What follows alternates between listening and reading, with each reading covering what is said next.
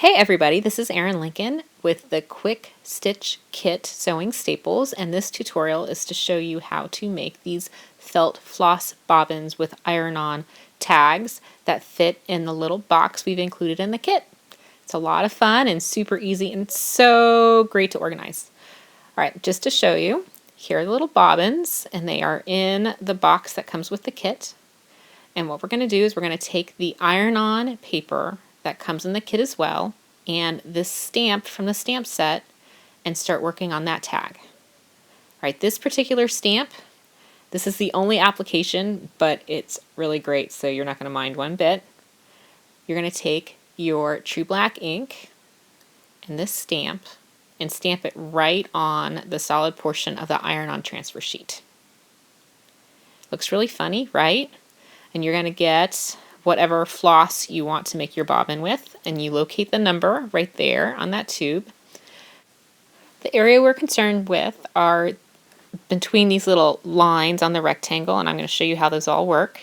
And we also have numbers in the stamp set that's included in the kit, and they are all mirror images. And this is key. And when you apply your number to this rectangle, you're going to go from right to left instead of left to right. You want the number to be a mirror image, and when we iron this on a ribbon, it's gonna transfer perfectly and you're gonna see. So my number is 899, and I'm placing that right there on that rectangle stamp, and we're gonna cut it out. We're gonna get my Vagabond or whatever die cut machine you have, and this rectangular die that is included in the kit, and this is the purpose of this die, and it fits right within those boundaries of that stamp impression we made. And that stamped rectangle is a guide to where you place the die, and that's really the whole purpose. Just all makes sense. It's super easy. Run it through, and remember, this is the iron-on transfer paper. And there you go, perfectly cut out. And we left that outline behind. Just discard that. Okay, now that we have the die cut machine out, we're already going to go ahead and cut our felt, because we're here and we're going to use these two dies for the floss bobbin. The one with the holes all the way around the perimeter is the actual covering, and you want to cut this out of whatever color felt you want to use. I'm using Hibiscus Burst because that's the floss I picked out. You're going to want to cut two of these for the front and the back.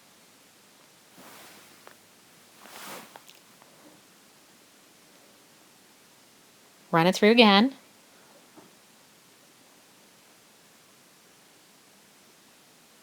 Okay, put those aside. They just pop right on out. Now, also in your kit is this white, super thick cardstock. This is double thick cardstock, and this is going to make up the core of our floss bobbin and give it a little rigidness and stiffness. So just cut a little portion out.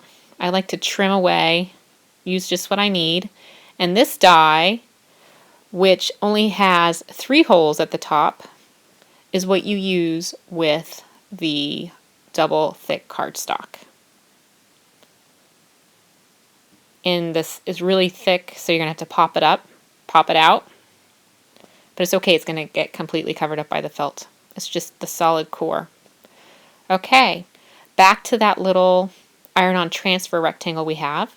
Take your ribbon that is included in the kit. This is Fresh Snow satin ribbon. A little bit of tin foil, and lay that underneath so we can transfer heat up from underneath as well as from the top. Now this rectangle is cut to fit the ribbon perfectly, the width of the ribbon. You're going to lay it facing down on the ribbon and get your iron out. Put this on the highest cotton setting without steam. And I purposely did this in real time so you could see how long this takes. And I actually like the ribbon because I can kind of pull it. And I'm going to do this twice just to make sure. And when you're doing a lot of floss bobbins and doing a lot of these little tags, you just do them in a line on a long length of ribbon. It's actually really easy. Now check this out.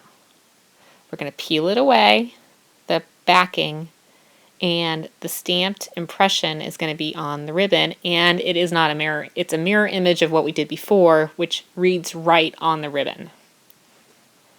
Trim off the extra. It's very clear where it is because of the iron-on transfer. Now get your floss, and we're going to start actually sewing now. We have all our pieces assembled and cut out and ready. And this is really handy because I'm actually using the floss I'm making the floss bobbin for, and so you can see what it looks like stitched onto the felt. It's a really good reference. There's my little needle book that's also included in the kit. Very practical. I'm using this right away.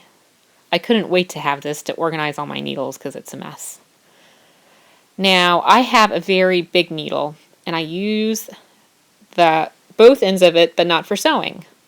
On this double thick cardstock core, I'm using the sharp end to pop out those holes. They're not going to come out on their own just because it's so thick. But since it's only 3 holes and it's inside and covered up, this was okay. Make sure you get those hanging chads off the back. And put that away. Now the needle I'm using, I like size 26 tapestry needles. They're very sharp, very thin. They work really well for me. Right here, because this piece of ribbon basically has a plastic coating on it, it's a little tough to get your needle through it. It can be done, but it is going to take a little bit more effort than normal on some of the stitching projects when we're going through felt. And as you can see, there's holes on the ribbon from our iron-on transfer, these little targets. And those match up with the holes on the bobbin core, and they're just targets. Stick your needle right through them. I like to do one side at a time. Fold it down once all 3 stitches on the front secure, and stick the needle through those holes in the back. I'm fumbling a little bit because the lights I was using were really hot, and I was really nervous, and this needle got so sweaty it was slipping out of my fingers. So this is much easier to do than I'm demonstrating right now. The nerves got the best of me.